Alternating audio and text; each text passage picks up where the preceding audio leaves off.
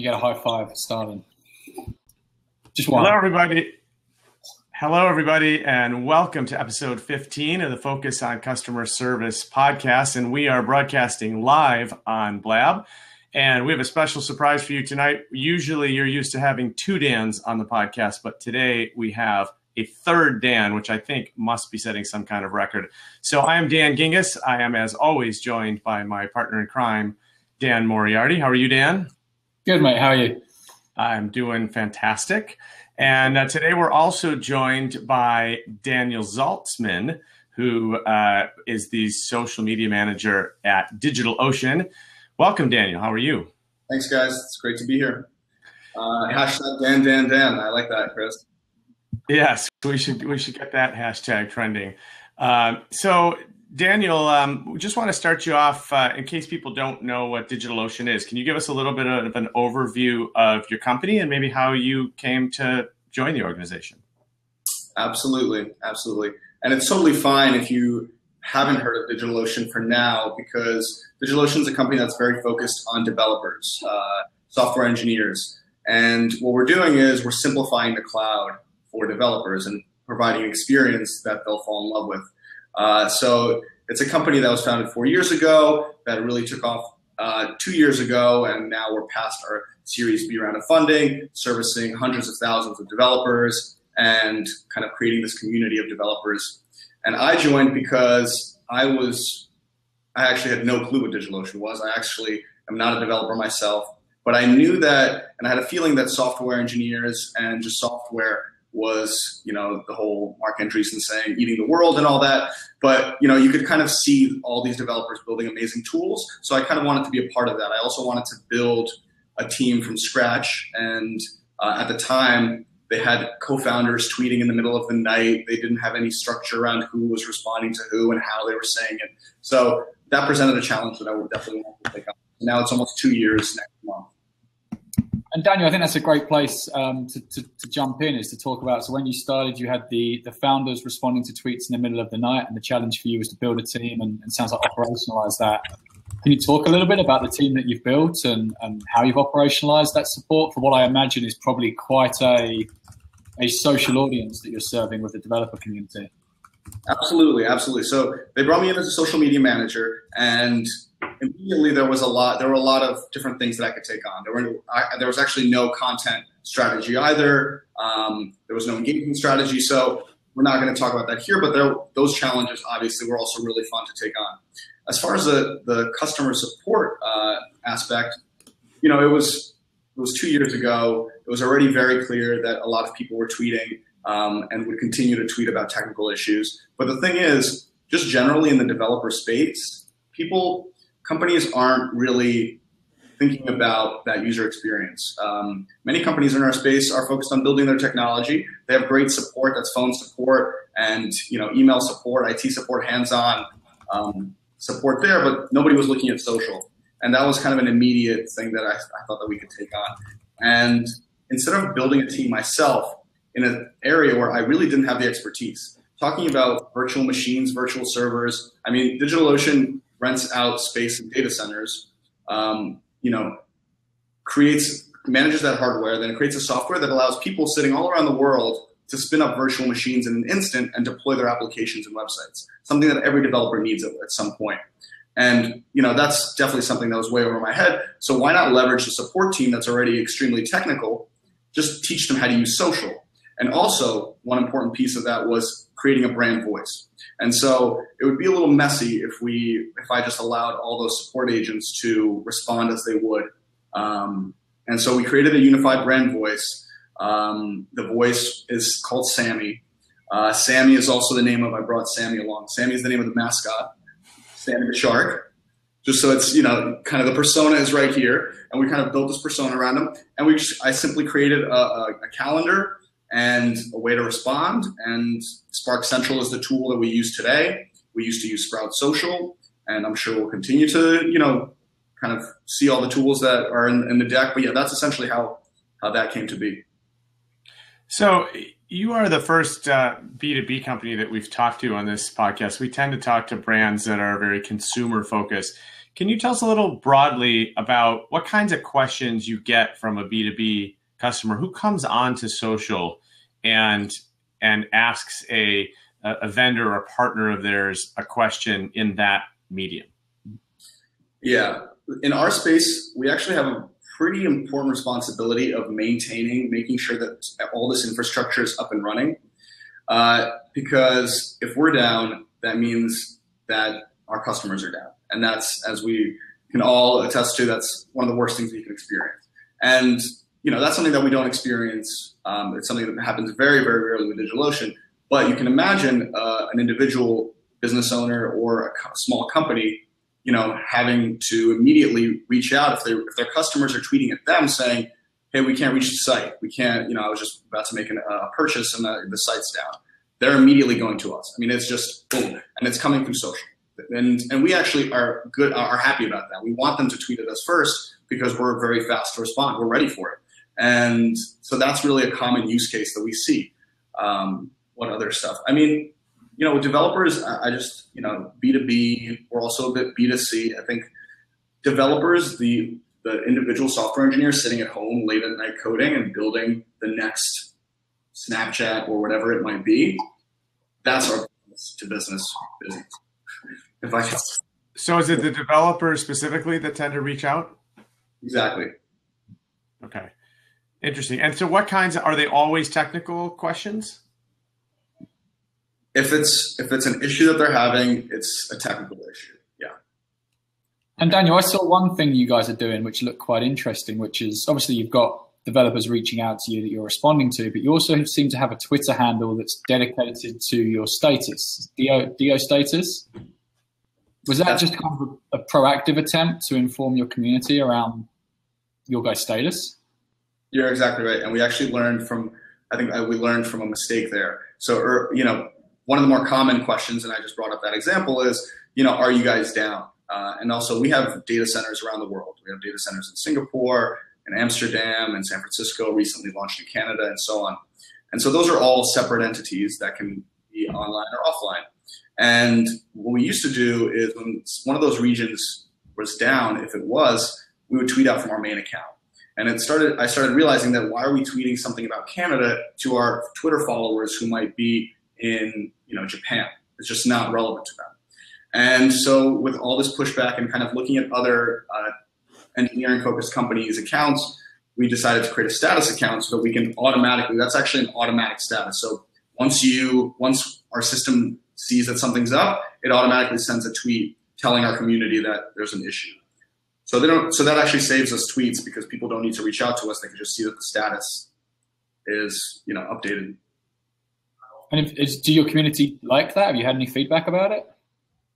Yeah, they really don't. It's tough to engage this community in, conversation that's about anything outside of this technical matter. They love to talk about technical stuff. Well, on that note, you actually said something at the start I wanted to jump into, which is when you started, you realized you needed to build this social care team. You also realized you knew nothing about developers and code by the sound of it and that sort of thing. So you just took the team that existed there. Can you talk about were they phone service people? What was their existing jobs when you went in there? Our support people? Yeah. So were they phone or email or? Yeah, mostly tickets. Mostly tickets, I'd say. You open up a support ticket, they have it on their end, on their system, whether it's Zendesk or whatever system they're using. How many people are you talking? What's up? How many people are on that team? Now that team is 35 people. Okay, and so you've trained all 35 on being social as well? Absolutely. And can you talk a bit about that process and that journey? Yeah, totally. One of the questions that I like to ask in those sessions is, how do you use social in your personal life and professional life? And, I've seen that even if these support agents don't have social, and sometimes I've even seen them actually respond quite negatively. They're like, I don't, it's a little bit of negativity around social media. It's still they're like the face of the company. It's the first point of entry, and that's exciting for them. They're excited to be able to be in a high impact situation, because a tweet in a way is immediately public and visible to everyone. So I try to get them excited about the opportunity. Some of them don't become social support sharks, is what we call them. But most of them do take the opportunity. So we are listening to the Focus on Customer Service podcast, and we're talking with Daniel Zaltsman from DigitalOcean. And we do want to remind the folks that are listening to us on the podcast, either on iTunes, Stitcher, or SoundCloud, that you can always recommend brands for us to talk to on this podcast by using the hashtag FOCS. And Dan and I, that's Dan Moriarty and I, have one other favor to ask you, which is, if you are listening to the podcast, could you please go into iTunes or Stitcher or SoundHound and rate it for us? We really appreciate the ratings and reviews. It helps us be found more easily. So if you are a loyal listener, we really do appreciate that. So back to Daniel. So I'm interested in knowing what kind of metrics you guys look at in the social care space. And in particular, I think Dan and I want to compare them mentally to what we've been hearing from some consumer-facing brands. Yeah, one thing that is important to us is, I divide it into three. Mentions are important because it just kind of gives us an idea of the mind share and just the overall conversation that's happening. The funny thing about DigitalOcean is a lot of people think that we're spelled as two words, digital space ocean. So whichever tools we're using, we obviously have to have two queries going, and we're usually just looking proactively to find anyone who's talking about DO, as we call it internally. The next piece of it is just how many responses that we're sending out. Many of them are spam, many of the mentions that we have, because that's what happens when you have a referral program that's quite effective. People are just, we have an auto tweet inside our system that allows people to, after the end of their sign up process, they auto tweet saying, please sign up for DigitalOcean, and there's a credit exchanged, similar to what you've probably seen with Dropbox. And then the last piece of that is the time to first response. And so the time to first response is obviously really important to us. The standard that I'm going for is really 15 minutes, but it varies because we do get questions that we've never seen before. And so we need to keep documenting those things for future support agents to be able to respond to. But you're not always going to hit that. And then there's those tweets that extend that time because people wait for me to get into the office. I get in the morning, and we have people, I don't know if I mentioned, but it's 24/7, 365. We have 3 shifts of support. We have kind of what you would consider the 9 to 5 day shift. Second shift is what we would consider in the East Coast a night shift. And then the third shift, as you can imagine, is up until the morning. And how does that work? Are they coming into the office? Have you enabled them to work remotely, or are they overseas? The fortunate thing about working here is this is a company that really cares about remote culture. And we're actually at 40, I heard this, I think it was 48. I think we're 48% remote. So out of 175, say 180, 48% remote, and continuing to encourage that. Actually, if you go to our careers page, it's, I think half the roles, maybe more, are remote positions. So no, there's actually nobody. I'm looking at the support desks right now, and there's probably just one person over there. They're all remote. Well, to build on Dan's question about the KPIs, so obviously there's the short-term KPIs, mentions, response time, stuff like that. But from a longer-term, I guess more business-focused perspective, do you ever get challenged around the ROI behind social care? And if you do, how do you kind of talk about it to your bosses? Yeah. We don't really talk about it that much. I kind of just really defend it and say it's important, and they take my word for it. That's the funny thing is, I'm sure that question is probably very different for a bigger organization. Like I've watched a bunch of your podcasts, and I think that we're probably one of the smaller startups that's growing. We're at a stage where, I came in and social was already understood as being important. I'm very fortunate for that. And part of the reason why I joined is because I knew that I wasn't going into a space where I would have to make that sale. I used to do that all the time for my clients when I worked at the agency, when I used to work for VaynerMedia, for Gary Vaynerchuk. No longer the case here. And so I don't have to defend the ROI, but that, who knows what will happen. Well, let's give it a try. So I'm your boss. I say, hey, I'm thinking of getting rid of social customer care. Let's just go back to email tickets. How would you pitch it? I mean, I definitely go back and look at all of the tweets that show how much people love our social support. I mean, it's almost daily that we'll see our community tweet at us and talk about our support. Then I would show our competitors in the space and show how silent those feeds are. I mean, our competitors are literally not even responding to anything, not support related, not love being shown or anything like that. And, you know, this is a company that's love is one of the biggest values. And so I think that that'll be a good starting point. I think it will also show that the resources aren't really huge. I mean, the support agents that do social are actually doing their support tickets at the same time. And we've seen that they're actually able to maintain both those positions at the same time successfully because the social influx is not huge. And so they're able to manage both those positions. Those are two angles. How am I doing so far, boss? I'd say you can keep the program. I still find it crazy. I'm sure you listened. We had Twitter on last week, and they were saying, Dan, correct me if I'm wrong, but I want to say they said 40% of brand inquiries on Twitter go unresponded to. So that's not even general conversation. That's 40% of direct mentions to brands where there's a question. The brand itself isn't responding, which I find insane. And you've obviously just supported that story from your industry, so thanks for that. Yeah, and I mean, we're also just talking about Twitter, right? So we also have Facebook as part of the Rolodex of tools that we're responding in real time to. Google+, Instagram, Reddit, Stack Overflow, Hacker News, those are all asynchronous for us. We're not responding right away. We're monitoring all of them and getting back to people. But Twitter and Facebook we're taking as real-time platforms. And the reason for Facebook, and this one is hard to explain right away because people see Facebook as they don't see it as a completely real-time platform, but what they're doing with Messenger on pages is really changing that for us. So we actually see a lot of people, a lot of our customers sneaking in through Facebook by getting real-time support rather than going with tickets. Because the limitation with Twitter is the character count, and when we're talking with developers, sometimes you have to copy and paste a snippet of code. Sometimes you have to go into an in-depth description. And so Twitter is kind of annoying because they know that we're going to push them back into a ticket.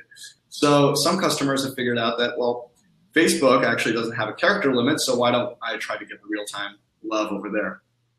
And do you know, on Facebook, do you have that little badge, the response time badge on your Facebook page? Not yet. I was looking at that today, actually. They just rolled out, and they've kind of done it quietly, and Dan, I don't know if you've seen this, but if you have that responsiveness badge, people can now search for you inside of Messenger. So you can just type in your business, your brand name, and if you have that responsiveness, like qualification from them, you'll show up in Messenger as a way that how they can start a conversation without having to go to your Facebook page. So I'm expecting to see that become more and more important in the coming year. Now, one of the challenges of that, though, is that to get the badge, you have to have an average, if I'm not mistaken, of a 5-minute response time, which 95% have to be less than 5. So it's not even an average. It's 95% of them have to be less than 5 minutes. Yeah, which is really, as Chris Strub has just written in the comments, probably the exact words I was going to say, ridiculously fast. I mean, some of the best brands out there on Twitter, which is, Daniel, as you say, is seemingly more of a real-time platform, are under 15 minutes, under 10 minutes. But to be under 5 minutes is almost unheard of. So what do you make of that? Messenger's going to be different, though, right? Messenger is live chat more so than public. Yeah. Have you guys seen, have any of your previous guests hit that sort of response time? 95% of the time, I don't think so. I'm not going to do any bragging, but a company I know is there. Yeah? I'm not going to mention any names. I mean, listen, to tell you honestly, sometimes I can't even respond to messages in my personal life 95% of the time in 5 minutes. Oh, my personal life is a different ballgame. Dan can attest to that. Right? Indeed. So getting back to the topic then, I mean, Messenger, super fascinating kind of where that's all going to go. And I think actually it's going to tie into what I was going to ask next, which is around, I don't know a huge amount about your business, but I'm going to assume that CRM is very important to you, understanding how long customers have been with you, how many people they've referred, their happiness with the service, that sort of stuff. Is that fair? CRM, something that you guys value? Yeah, I love that you're bringing that up because that's something that I've been thinking about since I've started, and still there's no tool that really makes me extremely happy about that. Right now, our CRM is like threefold. I mean, we have our internal system, we have the system that our business, and business units and our sales units are using. Well, not sales, but our business customer success team is using. And then we have the Spark Central tool, which I'm using, which is another CRM. So while I definitely value it, we just haven't found the opportunity to centralize all of this. Yeah. Do you do anything at the moment about taking stuff from Spark Central and putting it into your other CRM so that your sales teams, your ops teams are seeing that as well? Or does it kind of exist in three complete silos at the moment?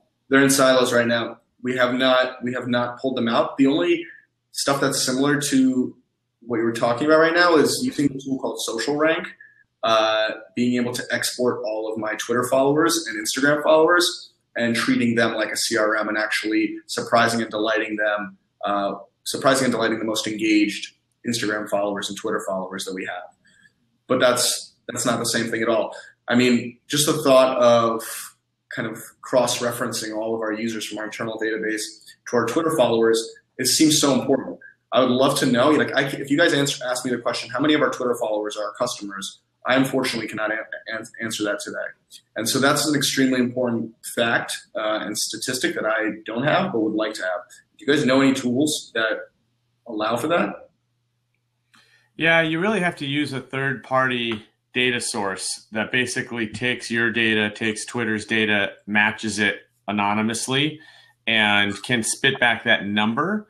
It won't tell you who the people are for privacy reasons, but it could tell you, hey, you have 10,000 followers and 1,000 of them match your database list.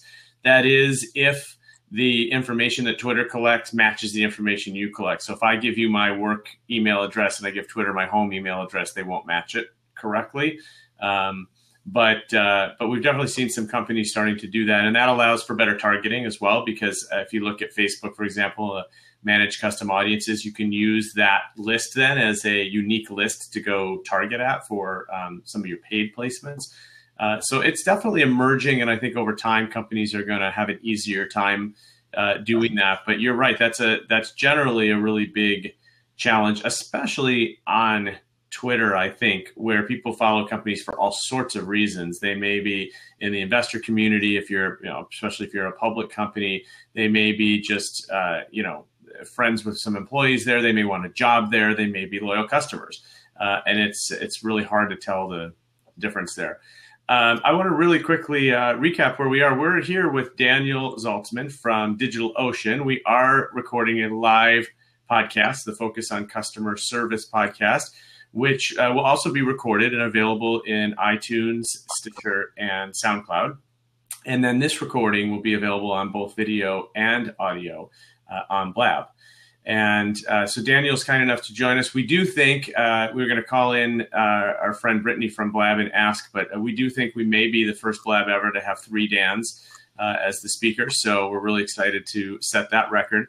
And I've opened up the 4th seat. So anybody that is watching and listening in right now, if you're commenting in the comment section, we're happy to ask your questions for you. But if you're interested, please hit join on the seat, and we'd love to have you come in and ask a live question to Daniel, and we'll see how he does on his feet with questions that he doesn't know are coming. So would love to have you. I just want to clarify one thing that Dan said there, which is apparently we're all very excited to be on a Blab with 3 Dans. I think talking for myself and Daniel, we're not actually that bothered. I think it's Dan Gingiss that's getting very excited about the Dan trio. I don't know if you guys know, but actually one of my I have a side business, and I write haiku professionally. So I decided to write a haiku for this occasion. So we could do it at any point. Wow, that's exciting. Can I get excited about that, Dan Moriarty? Does that meet your approval? That's a way better thing to get excited about. Well, let's hear it first, shall we? All right, fantastic. Come on in, Daniel, throw it out. All right. Saviors of service, on purpose, tweets their feats. Fam started with 3 Dans. Wow. That is exciting. Applause, applause, applause. That is fantastic. That is absolutely, I can tell you beyond a shadow of a doubt, the first haiku ever on the Focus on Customer Service podcast. So records being shattered tonight. First guest, Dan, first haiku. So bringing it back, one of the things we always like to ask our guest, Daniel, is just to kind of talk about one of the differences we see in social customer care is compared to traditional customer care, where you're only really dealing with people when they're upset with you. In social customer care, there's obviously that ability to have conversations that maybe exist outside of just a status breakdown. And so we like to ask for memorable conversations or enjoyable conversations that you've had with customers, and whether or not you could share an example or two of those for DigitalOcean. Yeah, I mean, there are many. What's a good one? Meaningful, like, can you give an example of one? Yeah, so the way I think about it, right, is the old days of your support team, they were probably only ever talking to customers when there was a service breakdown, when a server was down or when they were having a problem. Whereas now, if they can talk about you and your team can kind of jump in and have a conversation where there's actually nothing broken and there isn't help needed, but there's the ability to have a conversation that's more, I guess, relationship building rather than service focused. Do you guys do that sort of thing? Yeah, I got one. There was a customer who was just a developer visiting New York, and this customer decided to tweet at us and ask us for taco recommendations in New York City. And we responded as DigitalOcean, telling him that there's a few spots in our neighborhood, and we had a few exchanges. And I wasn't there that day, but I think he did come by because our office is in downtown Manhattan, and he ended up stopping by the office because we do have an open door policy at the office. But that was definitely a shocker to see somebody reach out to us for taco recommendations as a customer.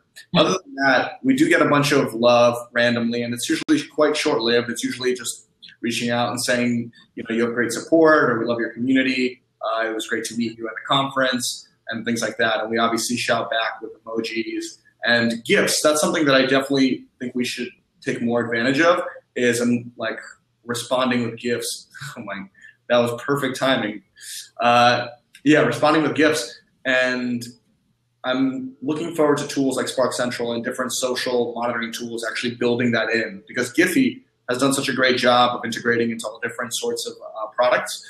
I'm surprised that it's taking this long for all these social monitoring platforms to integrate Giphy, so we can start responding with really fun gifts. And you've obviously got a customer in the comments talking about the IRC channel that you guys run or moderate. Is that something that's part of your service strategy, or is that just kind of an overall community effort? The IRC used to be managed by our team, but got a little bit unwieldy, so now the IRC is community run.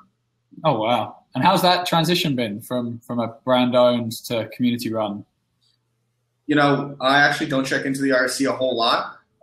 Because if I go in there, I'm probably going to stay in there for hours. But the things I hear is that it's actually gotten quite positive and become a nice place to engage and talk about our product. And we actually do have some employees that jump in there on a regular basis. And for those that are unfamiliar, can you spell out IRC for our audience, please? It's a relay chat. Yeah, it's a very, very old. I think it's a pretty old school technology. Think of your AIM messenger. But it started before that, and very bare bones, and very old school computer science community that's on there. At least that's my perspective. I actually was more of an AIM guy, so not sure. I don't know. Are you guys on RAC channels? I'm not anymore, but I was in my teenage gaming years. IRC was a big thing in my slightly funner days. I'm going to claim ignorance on this one, so no. Yeah. And then the other thing, Daniel, we like to ask is just any advice you'd give to people. So you've obviously been through almost a 2-year journey now of building a social customer care team from scratch. And we always like to ask, if you could talk to yourself 2 years ago, if you could give some advice to what you've learned over the last 2 years, what would you share? The thing I would share is I would actually just say that if you, like, the very most important part is understanding who you are as a company, as a brand, and figuring out your values and what you care about. And once you have that finally documented and you have that in place and you actually have buy-in from all your team members and all your employees, it makes it so much easier to connect on any part of the business, especially the social side of it. Because if you're a company like ours that's focused on love and community, and those are 2 values that are out of 6, those are 2, it's almost makes it's just a no-brainer to have social support and social customer service. And so, I think that some companies will not know where to start when thinking about that. When asking the question, should we have customer service on social? I think you really need to look in your values. If you don't really care about providing your customers with an amazing experience and showing them love, do your thing. Maybe it isn't for you, but I think that we'll all agree that we really want to create more love in this world and for our customers. So it just makes sense. And that's actually, I mean, for me, it's great to say that because it's been one of my biggest takeaways from this podcast experience to date of all the different guys we've spoken to. How many people are referring to values being part of the driving reason for why they do what they do on social customer service. So out of interest, what are your other 4? You said there were 6, right? What's that? What are the other 4? 6 values: love. What was the second one? Community. And then what are the other 4? So simplicity is a very important one for us. If you go on the site, if you go through the experience, both of you, Dans, would actually be able to spin up a server in the next 5 minutes using DigitalOcean. It's that simple. That would be the first server that I've ever spun up. So that's an interesting challenge to accept. Yeah, screenshot from your terminal, and it'll feel pretty good. The other ones are trust. Trust is a big one. What else we got? There's a lot. These are actually quite new values that we recently changed. Trust, honesty, simplicity, community, love, and transparency. Nice. That's a good one. Very good. I wish I had an applause button. Good job again. Applause. This is the applause button. All right, Dan. Well, Daniel, with that, I think we'll wrap it up. Thank you so much for joining Dan and I today. I think it's been awesome kind of hearing what you're doing in the B2B space and everything you've done there in the last couple of years. Dan, anything you'd like to throw in or add? No, Daniel, we really appreciate you being on, and it's definitely a different kind of business than we usually feature here. So we've definitely learned something. I now know that I can go spin a server. So as soon as we get off, I'm going to go try to do that in under 5 minutes. But no, we really appreciate you taking time out and being with us. And I think what I really learned today was that although you're in a different business from what we usually talk to, a lot of your values and frankly, a lot of what you're doing in social care lines up really nicely. And we've definitely heard some similar things, which is really cool. So keep up the good work, and we really appreciate your time. Thanks for having me, guys. Awesome. And for everyone listening, final reminder, if you want to nominate a future brand, #FOCS. Dan and I are always keeping an eye on it. And if you nominate a brand that you like, who do a great job in social customer service, we'll reach out to them and try and get them onto the show. And as always, thanks for listening. All right. Spin time. Very well. Thank you, guys. Nice job, Daniel. That was awesome. Thanks, guys. I appreciate you having me on. I really, I think it makes sense because, while you guys I watched Chipotle, I watched UFC because I'm a big UFC fan. It's all seems so similar right now. It's just in the little details where some people are a little bit behind and some a little jumping ahead. But I hope that some of the insights you guys are taking out are gonna, allow for your brands and for the people that follow the podcast to actually be the ones that, are miles ahead. That's what we hope. What we hope. Selfishly as much as consumers, right? Exactly. Cool. All right. Thank you so much, guys. We're going to close out the blab, but thanks a lot for joining, and thank you for everybody in the audience as well. And Sammy the Shark is... I meant to ask, does Sammy stand for anything? What's up? Does Sammy stand for anything, or was that just a name you picked? Sammy's just a mascot. Sammy was actually inspired because there's a company in our space called GitHub, which you might have heard of, and the Octocat is just, synonymous with the brand, and it's just an amazing little Octocat. And so I think that that's where the founders of DigitalOcean before I was here thought up Sammy. Have you seen the message over on the side here? Yeah, Sal Coder is. He wants a shark. He wants a shark. Sal, I already gave you my email. Just shoot me a note and we'll send it over. All right. All right, you guys. Fantastic. All right, thanks, guys. We really appreciate it. Cheers, Daniel. Bye-bye. Catch you online. Bye, guys.